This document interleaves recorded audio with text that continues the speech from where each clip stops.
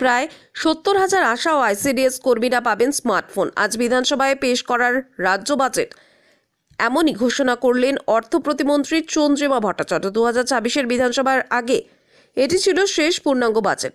বাজেটে আশা ও আইসিডিএস কর্মীদের মোবাইল দেওয়ার জন্য 200 কোটি বরাদ্দর ঘোষণা করা হয়। এদিন ঘোষণার পর কি বলেছেন আশা ও আইসিডিএস কর্মীরা, শুনে নেওয়া যাক। আমরা আশা কর্মীরা গ্রামে গ্রামে যাই, হ্যাঁ, গ্রামে গ্রামে মানে কাজের জন্য যাই, হ্যাঁ। তা আমাদের অনেক দিনের দাবি দাবা ছিল যে এরকম মোবাইল ফোন দিবে, হ্যাঁ। সেইটা হচ্ছে এখন পূরণ হলো, শুনে খুব আনন্দ পেলাম।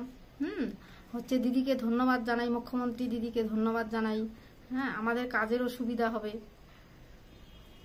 মোবাইলটা পেলে আমাদের অনেক সুবিধা হবে, কাজ করতে সুবিধা হবে। গ্রামে গিয়ে আমরা কাজ করব, ডাটাগুলো ঠিক মতো উঠাইতে পারবো মোবাইলে।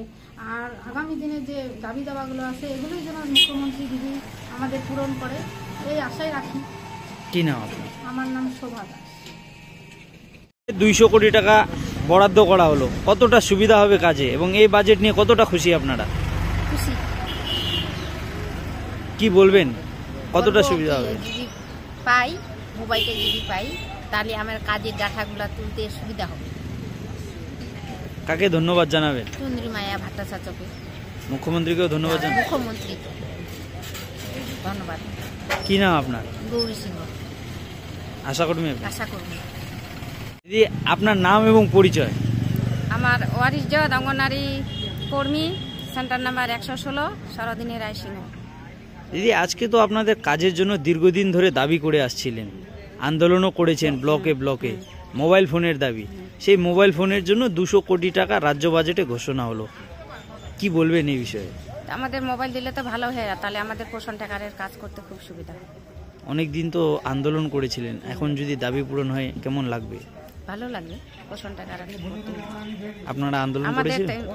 অবশ্যই তাড়াতাড়ি মোবাইলটা দিলে ভালো হয়। আপনারা আন্দোলন করেছিলেন? আন্দোলন করে গেছি। আপনাদের জন্য 200 কোটি টাকা বরাদ্দ করলো আজকে অর্থ প্রতিমন্ত্রী, কি বলবেন, ধন্যবাদ কাকে জানাবেন? দিদিকে জানাবো ধন্যবাদ। কি নাম আপনার? চন্দ্রমায়া। কি বলো?